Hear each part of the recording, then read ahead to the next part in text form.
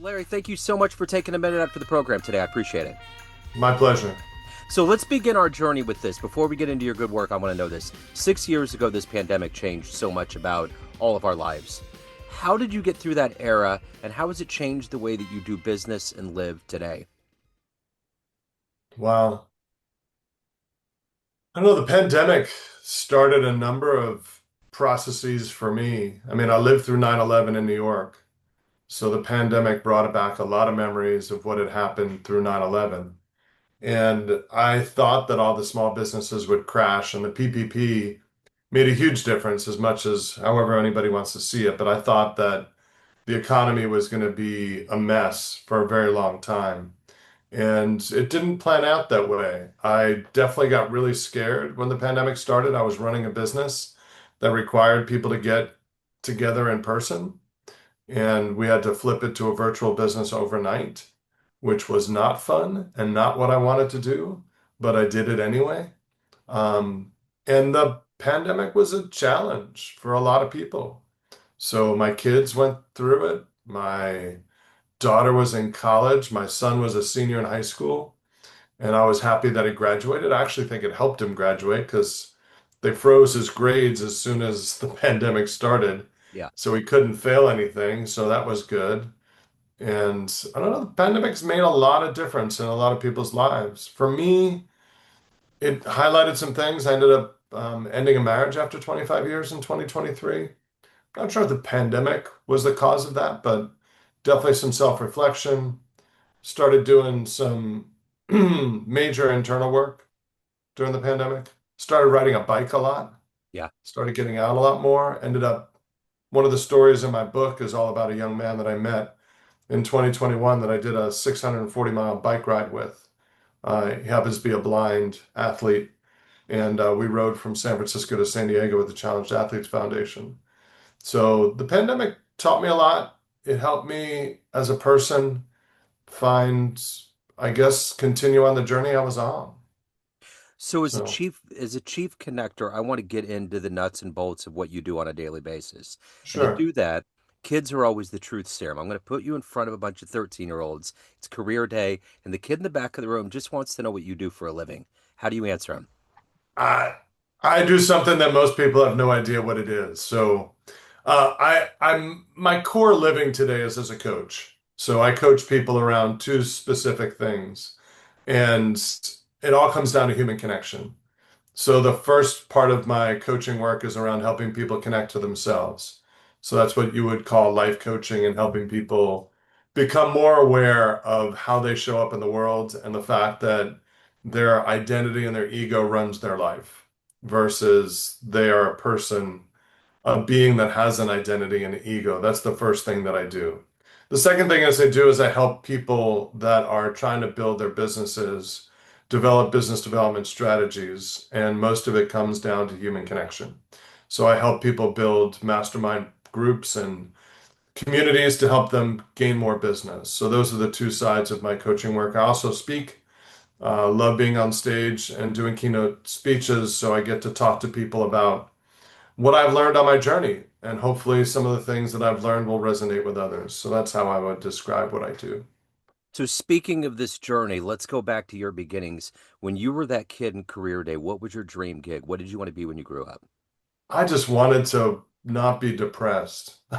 Honestly, Yeah. I grew up in a home with two loving parents that were stressed and struggling. My dad went broke when I was 10. I have an older brother and an older sister that were nowhere to be found to try and raise me, so I raised myself.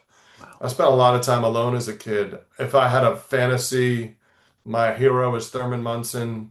I was a catcher. If I wanted to be anything, I wanted to be a catcher for the Yankees, but God did just not gift me with eye-hand coordination to hit a 90-mile-an-hour fastball. So with that off the table, uh, I was really good at math and science, so I became an engineer and went to school for that. And if I were to look back at it again, I probably would have chosen a different path if I knew then what I know now, yet I did everything perfectly the way I was supposed to. So I'm exactly the person I need to be right now, and I've learned a lot. But as a kid, I don't know if I had a dream of being a firemen or whatever, I don't think I thought about those things. I was just trying to get through each day, honestly. But I would imagine going through that level of stress of having to grow up so quick, you probably learned as much from your heroes as you did from the anti-heroes in your life. Yeah, I look at that more today. I mean, one of my loves and passions, I work with an organization in San Diego called Boys to Men Mentoring, and we work with teen boys, and I love helping young people learn what it means to become an adult. So for me, the anti-heroes today are the capitalist, ego-driven, greedy humans, and I want to help young people figure out that there's an alternate path.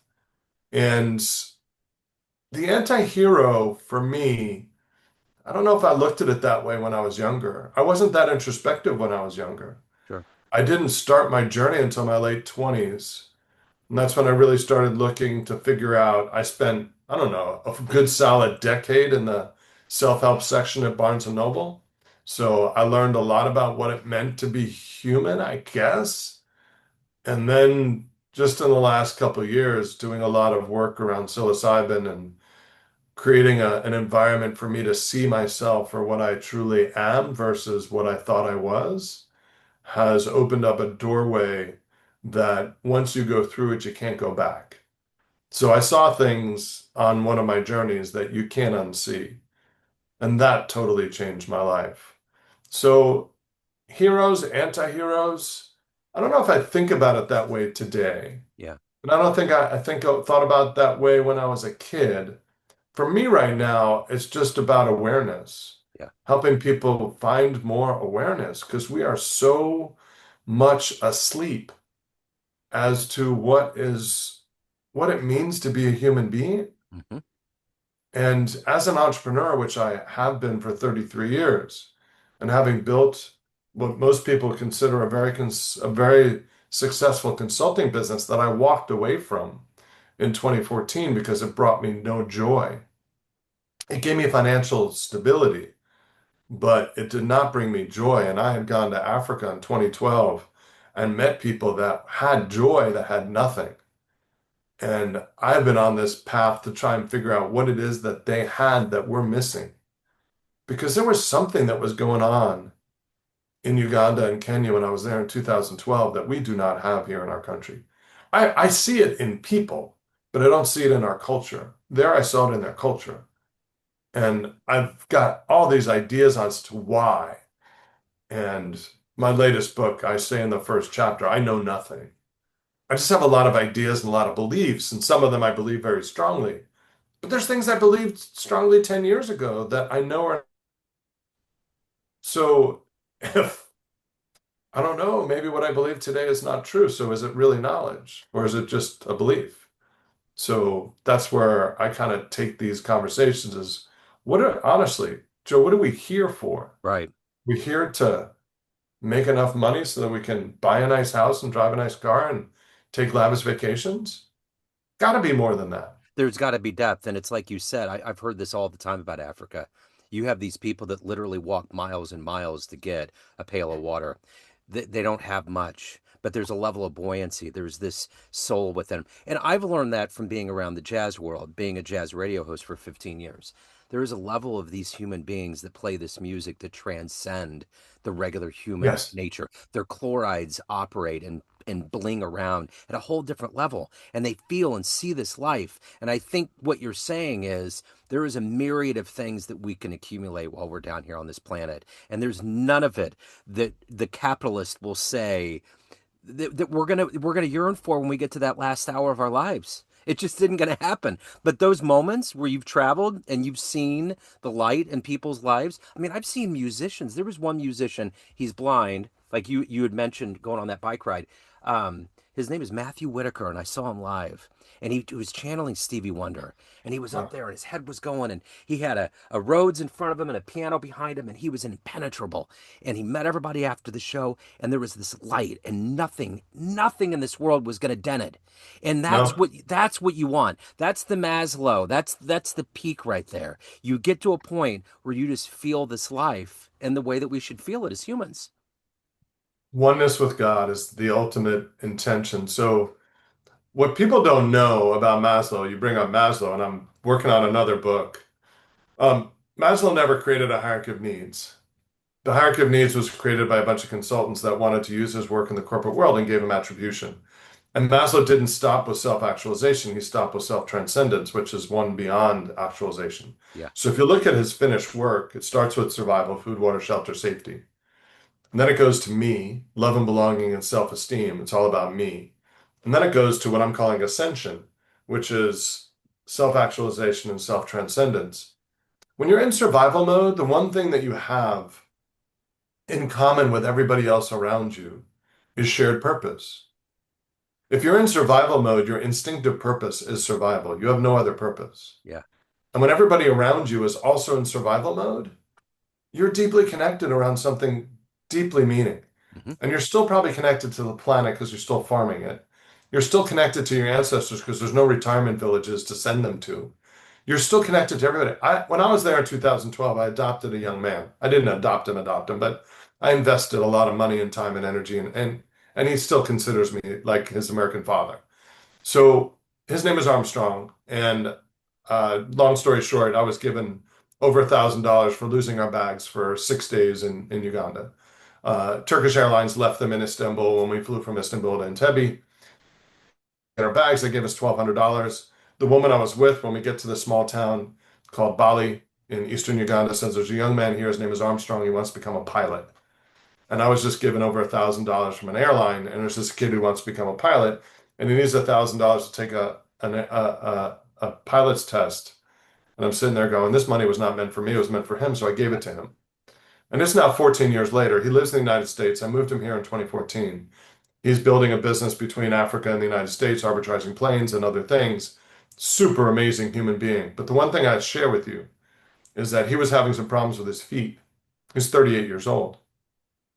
And he said, Mr. Larry, he says, if I'm back in Africa and something really bad happens to me, I know who's going to take care of me. Everyone's going to take care of me. The community will take care of me. In San Francisco, where he lives right now, if something really bad happens, he has no idea who's going to take care of him. Yeah. To me, that's the difference between community-based living, which is how I think we were meant to live, Hmm. and rugged individualism, which is what our society teaches. Yep. And what the hell are we doing? Yeah. Yeah. Really? Yeah. That's I, amazing. me.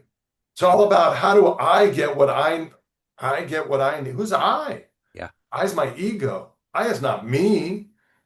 I am the being that observes the ego. But our culture teaches hold on to that ego till death do us part. Uh-huh. Yeah. And I am what my thoughts are. No, I'm a being who has thoughts. Yeah. Yeah. I'm not my thoughts. But I did believe that for 6 decades because it was trained into me. Of And if you course. listen to Alan Watts, you can't outthink thought.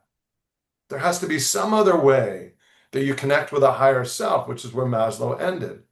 It's self-transcendence, it's oneness with God. So we live on this continuum between abject poverty and oneness with God, and we're all on this, I'm calling it a ladder. Yeah. And no rung is better than any other. And the question is, waking up to where you are on the ladder, helping the people below you come up the ladder, and looking to the people above you and saying, what are you seeing that I don't see? Yeah. I think that's it. Yeah. I I think it's that agree. simple. Yeah. What a great story though to help that man out. I mean, those are the moments right there when you're talking about how do you get to that level of really feeling like you're connected to humanity. That Yeah. why we're here. Because you could have kept the money, you could have walked on. You had every opportunity to do that. But somewhere in your life. So let me ask you this. The one, Sure. I'm a Gen Xer and I grew up and I saw coaches like Madden and all these guys, and even you talking about Thurman Munson, the Yogi Berra, that Yankee pride, and we've seen presidents give speeches after big moments. What were those examples, whether conscious or subconsciously, of leadership and coaching that you saw early on that you think sprouted your voice in the coaching world? I think most of it is DNA. Yeah. I've had two children. I have a 26-year-old daughter and a 24-year-old son. My son's getting married next month. I get to officiate the wedding. Really cool. Yeah. Watching two humans birthed and watching how they grow up in a home where they were similarly treated, probably not, but same parents, and to have them grow up totally different. What influenced me the most, I think, is my DNA, is nature. Yeah. I think the learning of a Madden, I watched these people that strove for so much that had, and I never wanted that. I've worked hard, yet I've never gone to that point where you give up everything to achieve a goal like that. My goal these days, what drives my coaching and what drives my life is finding peace, not achievement. Yep. Most of the coaches and most of the people that we've heard from, most of the people that I've heard talk about motivating humans, talk about achievement and setting a goal and reaching a goal. And in our culture, we keep moving the goalposts. So, what is that goal? Is that really the goal we need? And I wonder. So, for me right now, the journey is towards finding peace, waking up each day knowing that the world is perfect. So, this ladder I'm talking about, survival is our basic human instinct. We're connected by it. The me part, where we get stuck in, the world needs to show up outside of me in a way that makes me feel good. My self-esteem and my love and belonging, I need to feel part of something, and it needs to show up in a way that makes my belief system okay with what's happening. The true inner peace, the coaching work that I do, takes people to that next level. I talk about this door. If you want to really find peace, the door is to stop looking outside and start to figure out why the world that is unfolding perfectly in front of us, it is unfolding magically, why it's not okay inside of us. The only way to find peace is to figure out why we don't feel whole, why we don't feel enough, because we were born enough. We were born perfect. And then the world just put its stuff on us, consciously, unconsciously. My daughter last year went through some stuff and she's like yelling at me for dropping my generational trauma on her. And you know what? I did. But it was exactly what I was supposed to do because her soul needed that. Whatever, however you want to look at it. Yeah. I believe my parents, I got to a point in late 2024, so what, a year and a half ago. I'm going to see them tonight. I'll fly to Florida. I'll be in Florida tomorrow morning. And I'm going to spend the next couple of days with my parents. And most people have issues with their parents. And I got to the point a couple of years ago where I realized that my parents were perfect for me. They made me who I am, good, bad, indifferent, whatever they did. I released them from everything they ever did that I thought they shouldn't. They did what they did, and I did the same as a parent. And it teaches you that we're all flawed humans. We do the best we can in every moment, but there's an opportunity to get past the thinking Yep. and to say that I have agency over my thought and I can be a being that observes my thought and gets to choose. Most of us live in what I call basic self or inner child, which is what I did forever. And it wrecked so many situations for me. Yeah. I never grew up. I was that angry inner child looking for somebody to come save me because I raised myself and nobody saved me. And it took me 6 decades to figure that out. So my coaching work is all about helping people feel whole, not a John Madden or a John F. Kennedy speech. Right. That's about accomplishment. Yeah. The actual opposite of what I believe we all seek. Yeah. I think we seek peace and we don't know it. Hmm. Like it's like, why are we here? That's what this new book that I'm calling The Ascension Ladder. No rung is any better than any other. Yeah. You're just on a ladder. You're trying to figure out how to help others and how to find guidance. Yeah. And there's no good, there's no bad, there just is. There's no I should, there's no I can't. There's no I have to or I need to. I get to. I choose to. I will, I won't. It's not that hard, Yep. but we use language and we struggle with it a lot. And it causes us to be attached to an outcome that causes us a lot of pain. One of my favorite poets, Charles Bukowski, once said, "We're born geniuses and buried idiots," and it's that No idea. question. And the other thing I was thinking about, you mentioned Alan Watts. I saw it literally yesterday, a clip early on in his life. It was a black and white. And he said one of the reasons why we descend into this level of like frenzied unhappiness in our lives is that there's always a next step. So when you're in kindergarten, you go into the first grade.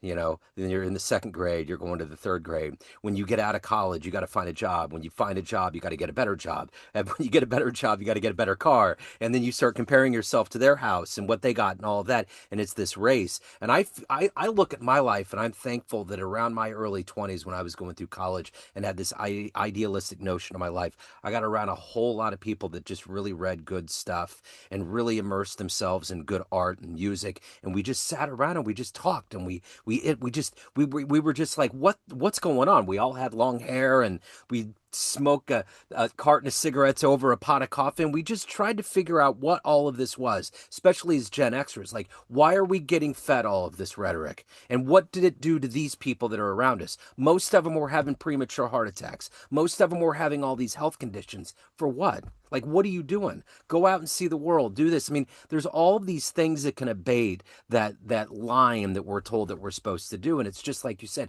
this is why I love to do this world of podcasting, is what you're doing right now. You could have easily gone on a linear line and continued to be successful and amassed all of this money. But when you're on the other side of 50, especially, that this show is going to come to a close. And what are you doing? Where are you going? How high do you want to go in your consciousness? Or do you want to stay on surface level and just talk about the weather all the time? It's not my bag. And it doesn't seem like it's your bag either, which is, So I got this book, yeah, and in the book, the back of the book has this image. It's the actual joy molecule. yeah, Joy is surrounded by the what, the who, and the why. I define joy to me is synonymous with inner peace. yeah, That's my definition. And I don't need it to be anybody else's definition, but it's mine. sure, And you have peace when you know what you are, who you are, and why you are. I didn't tell you, we spent 6 months. I pulled my kids out of school after I shut down that business. I pulled my kids out of school for a semester and we traveled around the world. And we went for 6 months. And in that 6 months, 12 countries, 27 Airbnbs, a whole lot of planes, trains, and automobiles, and some boats. And nobody ever asked me what I did. Then I come back to the next United States, not having a business, not knowing what I'm going to do. And everybody's like, so what do you do? yeah, And I started messing with them. I'd say, well, I'm a dad and I'm a husband and I'm an athlete. No, no, no. What do you do? I'm like, why do you want to know what I do? What is that yeah, so important? yep, So talked to a friend of mine who's a keynote speaker. And I said, I want to create a card with 50 questions on it that have nothing to do with what you do. It's all about who you are and why you exist. And they said, why do one card when you can do a deck of cards? So I created these spark cards, yeah, 54 questions, 52 questions from the cards plus two jokers. And the questions vary in vulnerability from two to ace. So each suit has a different theme, and each question has a different level of vulnerability. And I've been using these at events, and I'm start using them in my keynotes, taping them under the chairs, and let people have a conversation at some point in my talk to get them to connect at a level that they're not used to connecting. Like what you said, I'm done. I used to go to dinner with my ex. We would go with friends, and I would change the conversation to something meaningful. yeah, I would talk about what's happening in our communities and boys to men and mentoring and all this other stuff. And people would turn it back to something less meaningful. I would try it one more time. And if we went back to that conversation again and we didn't talk about anything meaningful, I would finish the dinner and I would look at my ex and I would say, very nice people, but I don't need to go out with them again. yeah, And she didn't understand because she was a wonderful human being. My ex-wife is a beautiful human, except purpose and motivation and making a difference in the world is not her driver. yeah, And what I'm realizing in this part of my journey, because I have somebody I'm spending my life with now, and I think spiritual growth and spiritual alignment is more important than physical connection. hmm, Like you need to be on a similar spiritual journey to be able to stay connected with somebody for more than 5 to 10 years. yeah, Like I survived 25 years. I wouldn't say survived. I had a very good 25-year marriage. But when it was done, it was done. And I hope that she finds peace in her journey. and I'm finding peace in my journey because that's what I'm seeking. Yeah. And I love the fact that my kids love both of us. And they talk to both of us, and they have no, it's just, it's beautiful. Yeah. It's beautiful that we're on this journey. Somebody said to me when I was single that there's three different lovers in your life. Your first love, the person you have children with, and your life partner. And very rarely will that person be the same person. Right. Right. And even if they are the same physical body, they're going to change multiple times in their life. Uh-huh. So Yeah. we are an interesting creature seeking something. Yeah. And I don't think it's more stuff. No, I don't think it But is that's either. what we're taught. Yeah. That's growth of GDP. Uh-huh. Why does GDP need to grow every year? I know. I know. I know. Why? Because the people that have the money make more money from the GDP Yep, growing they want more. Yeah. versus not, and they want more. Uh-huh. So they've convinced Madison Avenue has been brilliant, the most brilliant investment of human capitalism in the history of man, 100%. convincing people that if you buy more stuff, you'll be happier. Yeah. They've done it for multiple generations Yeah. now. Yeah. And people keep buying in because nobody's asking the question, well, is that really why we're here? Yeah. For And then you sure. go find Alan Watts, you go find Michael Singer, you go find Eckhart Tolle, you go find all these people, even Jim Carrey these days, amazing, and Rick Rubin, and all these performers Yep. that have just found peace, which is my, that you ask me what I coach on, I coach on that. When you ask the kid in the back of the room, I help people like your dad and your dad's friends stop stressing and wake up to the beauty that surrounds us in every moment of every day. Amen. So I want to read a card. Let's pull a couple cards out there. I just want Sure. to, but I want to tell you real quick. You should get on Hulu. Rainn Wilson, Dwight from The Office, has a series, and he's always been a little depressed. He's got this Hollywood career. He's married. He's got kids. I mean, everything like we talked about on the outside looks fine, but he's just been a little sad, little depressed. So he traveled the world and he went to all these different places to find out why people are happy. Like first one he went to Iceland. And he's like, this is a brutal environment. It's beautiful, but they're the happiest people in the world. And then he went to Bulgaria, and they were not very happy. And then he went to Poland, and then you see the history of Poland, and he unravels this generational stuff that gets Yep. jammed into generations. But, anyways, you should watch it based exactly on what you're doing and how you're helping people. You'll love it. But I want to do a card because I know our Okay. time's getting, but I'd love to do one with you. Who saw something in you before you saw it in yourself? Dude, I was going to ask you that question. And I will tell you the reason why I did this. And I just came up with this question recently. Dave Rabori, Vietnam vet. He was a medic. He used to all call us all derelicts all the time. And he'd always just have this very defined way. He was the gym coach. And he stopped me one day and he pulled me over and he said, Dimino, get over here. And I was like in the eighth grade, and he was like, "Stop being a derelict. Stop running around with the clowns that you're with. Stop doing this bullshit that you're doing." Stupidity. Right. He was like, "You got something in you, and I see it." And I remember from that moment on, he saw it. And you know what's very special about that is that my son's on the spectrum, which I've seen the world in a whole different way. He's 21. He's my hero. And they have to work so hard. They're in a different way. But his name is Dave Rabori. He has grandchildren on the spectrum. And I saw him at a Special Olympics event about 6 or 7 years ago. We ran into each other. And I was like, what are the chances? So who was that for you? I was going to ask you that. Who was that for you? I would say my first business partner saw things in me. I guess my first boss at GE, Vince Tullo. I went to GE in 1989, was there for almost 5 years, and he was one of my mentors. And I don't know, I felt complete with him. Yeah. I'd walk in his office. He eventually became a president of a division, was promised to become CEO of the company at some point. This is a General Electric company, 300,000 employees when I joined them. And there were guys in my office that were employees as well. One guy who actually got me my job, and he'd say, "What is he like?" I'm like, "What is who like?" "Vince." Like, "He's your boss. Go talk to him." I can't talk to him. And he was just a guy. I was taught my whole life to everybody just puts their pants on one leg at a time. Nobody's worth any more than anybody else, which has gotten me in trouble with some really people that have large egos that need to be stroked. I don't do that. Yeah.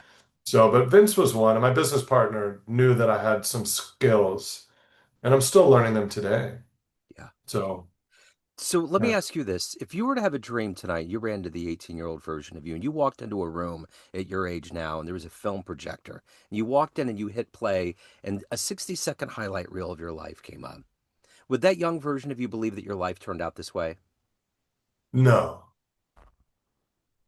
no, that young version of myself was deeply depressed and just trying to find something. I was looking outside for all the answers, and there were no answers outside of myself. None. Nothing lives outside of me. We're living in a matrix, whatever you want. That there are I some get it. movies that are absolutely brilliant, Hmm. that are so ahead of their time, Yeah. that I think some people are time traveling and coming back and making movies to show us how crazy we actually are. Yeah, But I don't know. There's a lot of brilliance in our society, and there we is. we bury it in accomplishment. Accomplishment beats out peace Yeah, in our society today, and that's sad. it certainly does. Did you read Chariots of the Gods? Did you ever read that book? Think so. It, it, Long it's time ago. it's that idea of people in the future came back because of all the Mayans and all of these ruins that were like genius, like the Pantheon and the pyramids. Like, how did we do it? But I think there's a level of the future came back and said, we're going to save you guys from yourselves, because especially with AI and all of this stuff that's going on right We're now. heading down a bottomless pit. We're that guy in what was that war movie where he was playing roulette? Walking, Apocalypse Now. It's like we're just at this table. Um, so if anybody wants to reach out, hopefully we piqued everybody's interest here. Sure. If anybody wants to pick up your books, if they want to reach out, questions, hire you, where do they go? How do they do it? 5-dots.com is my website. You can go to larrykesslin.com. It'll point you there. And my book's available on Amazon in paperback, in Kindle, and in Audible. So I Okay. read it. It's only a 2.5 hour read. It's 8 stories of people I met since I got back from Africa Yeah. and the lessons they've taught me to find peace. And some amazing stories of people that I get to share on stage. And it's just, I'm blessed. I really am blessed to tell the stories of others in a way that can help impact other people's lives. I have figured out over 52 things that have paramount to me in my existence is hopefully talk less and little and listen a little bit more and do whatever I can to find that peace, because you keep bringing that up. And if there's anything that's a cornerstone for my life as I've moved forward, is just some level of Buddhist meditative tranquility that just take it in. Because I remember talking to somebody one time. They were an intuitive, um, and they were talking about how they could kind of see past lives and see things that we can't see, most people can't. And they were like, we are all so fortunate. Like, we are that Disney movie in that line where our souls in the very beginning hopped into this thing, and everybody's waiting in line to experience this miraculous place that we don't know what's going to happen afterwards. But while we're here, we got one shot. And I think all of us, no matter who we are, we're walking in a very privileged way to be able to feel all of this stuff that's a part from birth and elation and failure, all these things that lead to who we are. And we have these bodies that are miraculously staying together. Like, sometimes I'll drive down the road, I'm like, how the hell are all these cars not smashing into each other and wheels falling off and all this stuff? Because things have this precision, this magical precision that's pretty cool to delve into. So thank you. You ignited a fire. I love this. I didn't know what we were going to get into, but this has been absolutely wonderful. So I will put all of these links in the show notes. So thank you. This has been wonderful. My pleasure. A pleasure to get to know you. That's what I do this for. Somebody told me early on when I started podcasting as a guest, your opportunity is to become friends with the host. Yeah. I'm not here to sell anything. I'm not here to buy anything. I'm not doing anything other than be present and see what happens. And you never know. You don't know. And I